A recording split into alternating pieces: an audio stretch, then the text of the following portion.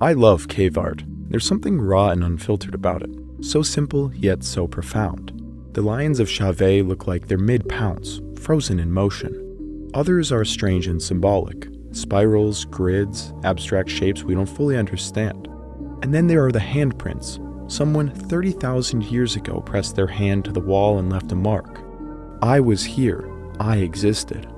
These aren't just paintings. They're messages, direct links to the minds of people who lived and died in the Paleolithic. They show us how they saw the world, what they valued, what they ate, and sometimes what they feared. Because not all cave art is about animals or hunting. Some of it's darker. Images of people, speared, splayed out, dying. Moments of violence captured in ochre and charcoal. So what do these images mean? Were they stories, warnings, memories? Today, we're digging into the oldest art on Earth and what it might reveal about the violence of the world that made us. Our story doesn't begin in the caves of France or Spain. It begins much earlier and much further south. At a cave called Blombos, near the southern tip of Africa, archaeologists have uncovered some of the earliest known examples of symbolic behavior by Homo sapiens. Pieces of ochre engraved with crosshatch designs dating back more than 70,000 years. Shell beads, likely strung onto necklaces. Bone tools used to mix pigments, and even abalone shells used as paint containers, essentially prehistoric palettes. These aren't just curiosities, they're evidence of abstract thinking. And here's where it gets more intriguing. Homo sapiens weren't the only ones doing it. In Spain, inside the caves of La Pasaja, Montreviso, and Ardelez, researchers discovered symbols, red lines, dots, and shapes that are at least 64,000 years old. That's more than 20,000 years before Homo sapiens arrived in Europe. They were likely painted by Neanderthals. So now we know, the impulse to create wasn't uniquely ours. It was something shared, a spark that flickered across species and continents. And as that spark spread, it lit up the world. Cave art appears in Sulawesi, Indonesia around 45,000 years ago. Images of pigs and hand stencils on limestone walls.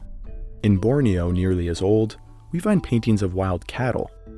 In Australia's Kimberley region, rock art dates back 40,000 years.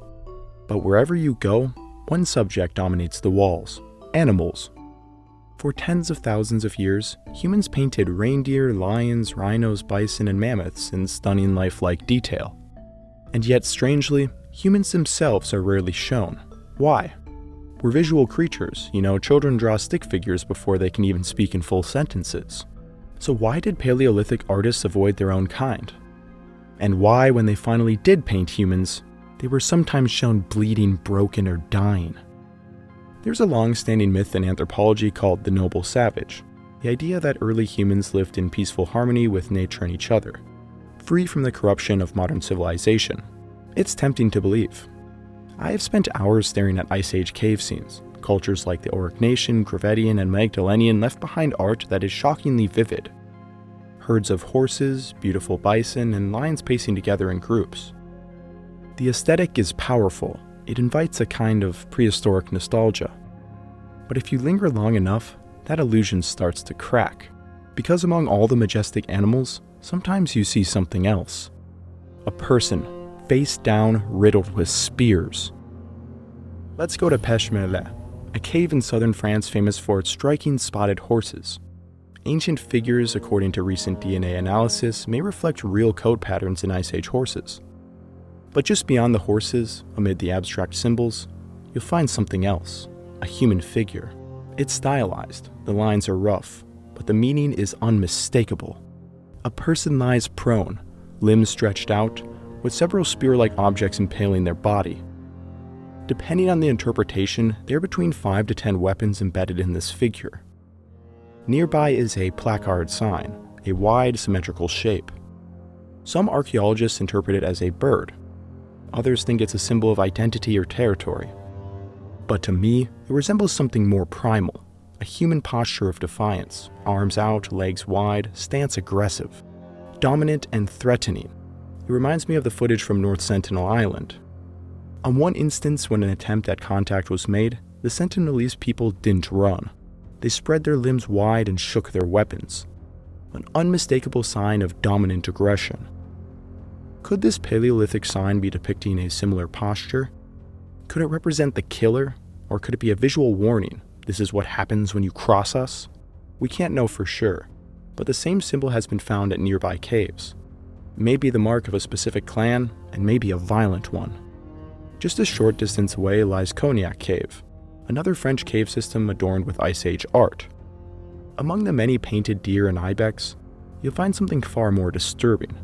2 human figures. One is tucked inside the shape of a giant cervid, probably a megaloceros. But what draws the eye is the figure's pose, and the 3 spears embedded in its back. He's fleeing, maybe caught in the moment of death. And the second figure is even clearer. He lies with his arms and legs extended, his entire body pierced with spears. Not just once, but repeatedly. The weapons strike his limbs, his torso, and his sides. This isn't accidental, it's methodical, it's expressive. It's a depiction of murder. But why paint like this? Why record it? What kind of world were these artists living in? It's easy to imagine the Ice Age as either brutal or idyllic, depending on your perspective. But when you dig into the numbers, the picture becomes much more nuanced. At the height of the Upper Paleolithic, say around 37,000 years ago, Europe likely had fewer than 4,000 Homo sapiens. That's less than the crowd at a high school football game, spread across an entire continent. Their population density was about 3 people per 100 square kilometers. Now compare that to Mongolia, which has around 200 people per 100 square kilometers. So yeah, there was not a lot of people in Paleolithic Europe. Most Paleolithic humans lived in bands of 15 to 30 individuals. Often more than half were children. These groups were mobile, fluid, and dependent on close cooperation to survive. So large-scale wars or battles, unlikely, but personal violence, very possibly. Even with low population density, disputes could erupt over stolen resources, jealousy, betrayal, or revenge. And sometimes, those disputes turn deadly. To understand prehistoric violence, anthropologists often study modern hunter-gatherers. One influential study looked at lethal violence across 21 mobile forager societies from around the world. Here's what they found. 55% of hominids were one-on-one, personal, emotional. 36 occurred within the same group, often between family or close kin. And only 15% involved separate communities.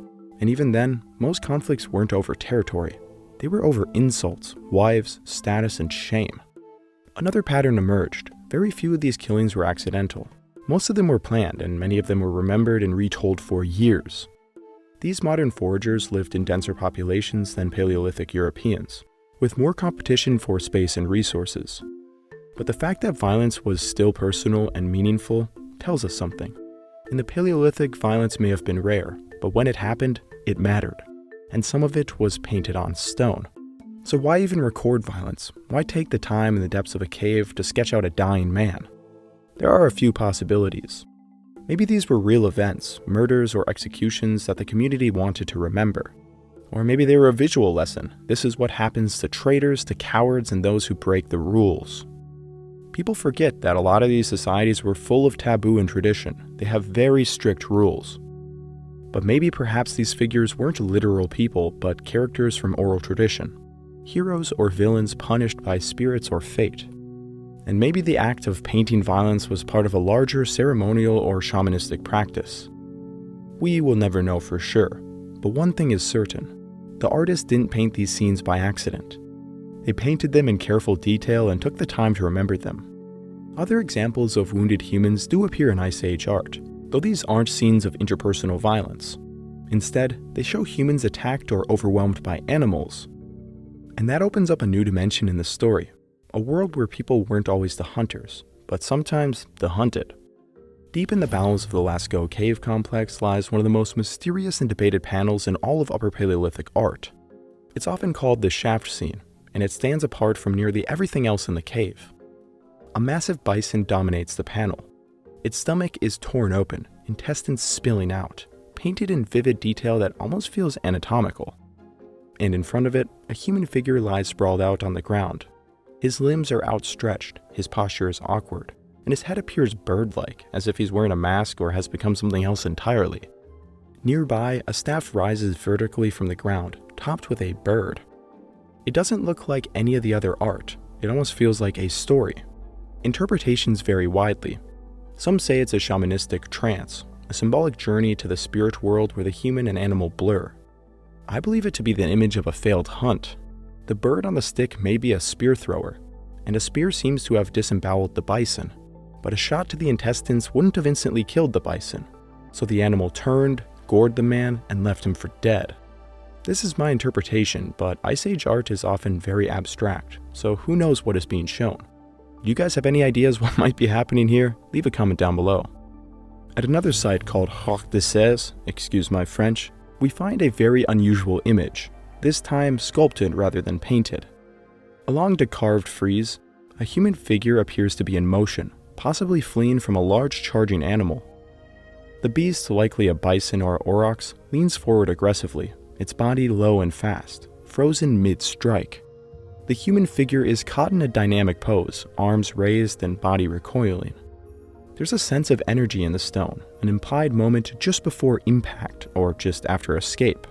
Some scholars believe that this might reflect a symbolic chase, and others see it as literal danger remembered in stone, the moment when a hunter misjudged their prey and now they're facing the consequences. It's one of the few surviving moments in which Ice Age artists show the cost of failure. There also may be a comedic element. Something about how the man is depicted is just kind of hilarious. His little crouched posture and nonchalant facial expressions could make it on a meme.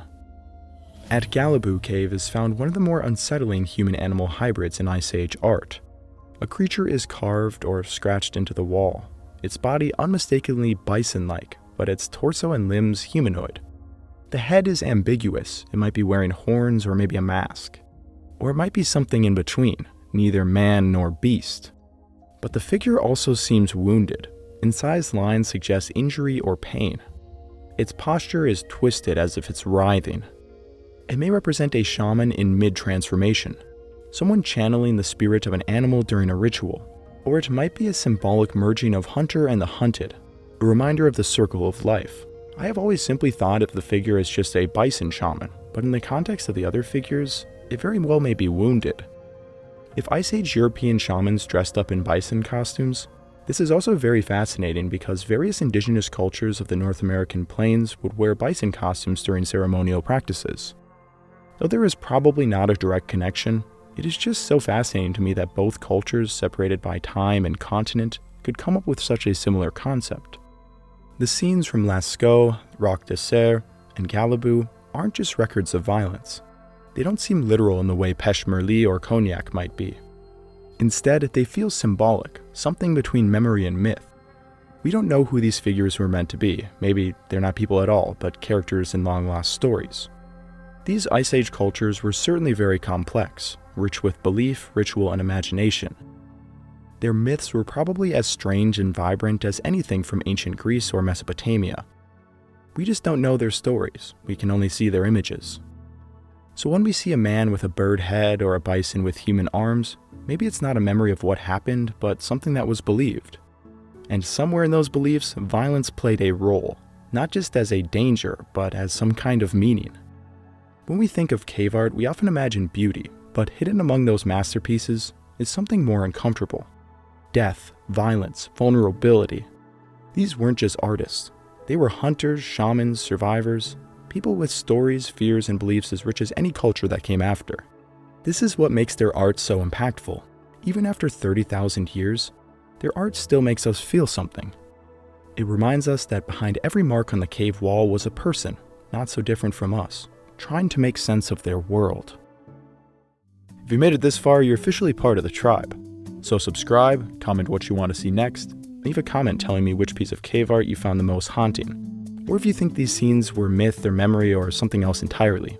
Alright, thanks for watching, and I'll see you in the next one. Arrivederci.